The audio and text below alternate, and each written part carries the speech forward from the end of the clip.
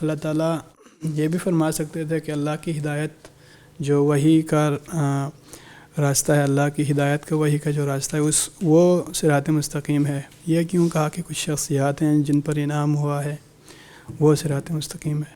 جی، میں نے اپنے انداز میں اسی بات کو سمجھانے کی کوشش کی ہے کہ یہ جملہ اگر ہم صرف ہدایت کے معنی میں لیں تو پھر ٹھیک نہیں ہے، کیونکہ پتہ نہیں نام یافتہ کہاں سے ہوں گے. یعنی ایک ایسا آدمی جو اس کا دین پہنچے نہیں، جس تک انبیاء کی بات ہی نہیں پہنچی، وہ فوت ہو گیا تو وہ اپنی فطرت کے حساب سے پوچھا جائے گا. منعم علیہم تو وہ بھی ہے. وہ کیوں منعم علیہم ہے؟ اپنے رویے کی وجہ سے، خدا کی بندگی اختیار کرنے کی وجہ سے. تو یہ نہیں کہا جا رہا کہ مجھے انعام یافتوں والا راستہ دے، یہ کہا جا رہا ہے مجھے انعام یافتوں والا رویہ بخش. تو رویہ جو ہے وہی اصل مطلوب ہے. میں ہدایت کب قبول کرتا ہوں؟ جب میرا رویہ درست ہوتا ہے. اگر میرا رویہ درست نہیں ہے تو قرآن جیسی بات بھی نہیں مانی گئی.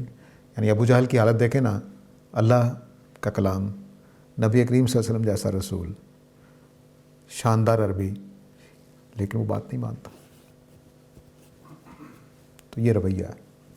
تو ضالین اور مغضوب علیہم میں وہ آ رہے ہیں کہ جنہوں نے ہدایت ملنے کے باوجود اپنے رویے کی خرابی، اندر کی نفسیات کی خرابی کی وجہ سے، اپنے مزاج کی خرابی کی وجہ سے بات کو نہیں مانا. ان کا راستہ نہیں مجھے چاہیے.